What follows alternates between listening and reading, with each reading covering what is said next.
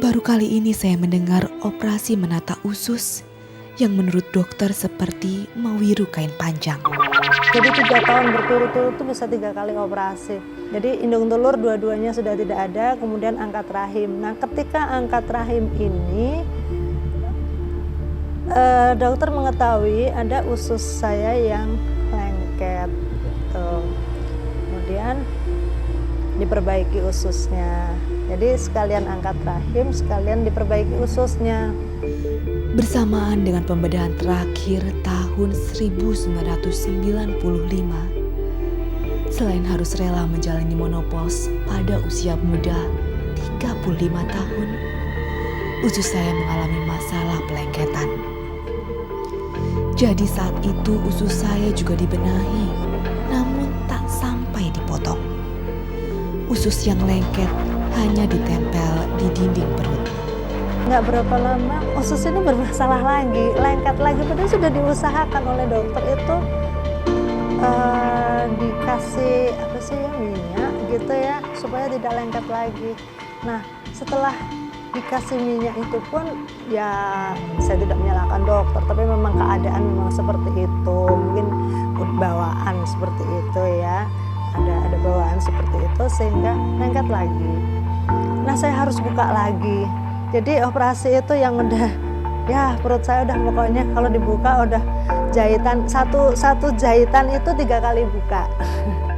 Dokter menata usus saya yang porak-poranda. Baru kali ini saya mendengar operasi menata usus yang menurut dokter seperti mewiru kain panjang. Usus yang telah tertata rapi segera diletakkan pada dinding perut yang aman.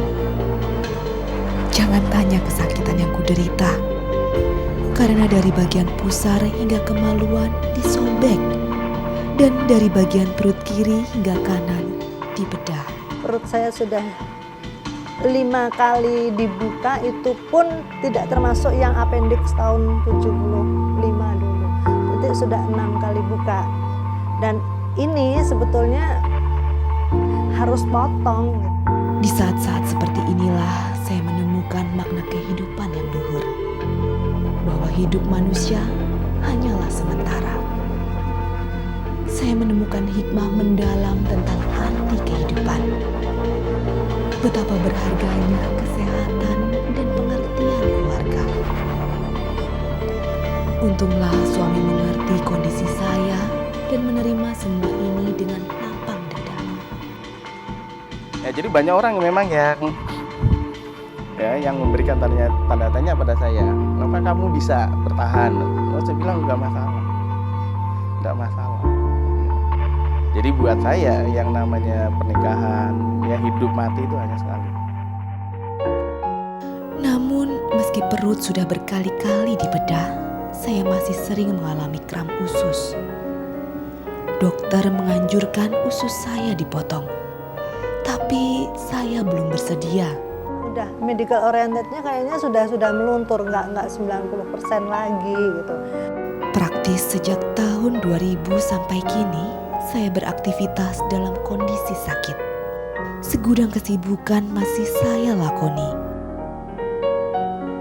Mulai mengajar di Fakultas Psikologi Universitas Diponegoro, melayani konsultasi klien, menulis paper, berbicara di berbagai seminar, sampai siaran televisi dan radio. Pilihan saya menolak operasi bukan tanpa resiko. Setiap saat perut saya bisa kambuh dan sakitnya sungguh luar biasa. Risiko yang bisa muncul adalah kalau sumbatan itu menjadi total. Kalau menjadi total maka makanan tidak bisa lewat sehingga pasien akan kembung dan muntah. Nah, kalau hal demikian terjadi pasti dia kehilangan cairan dengan akibat nanti juga kekurangan makanan, kekurangan gizi, gagal ginjal dan akhirnya ya tidak tertolong. Penyakit ini tantangan dan saya harus bisa menghadapi serta bisa mengatasi itu.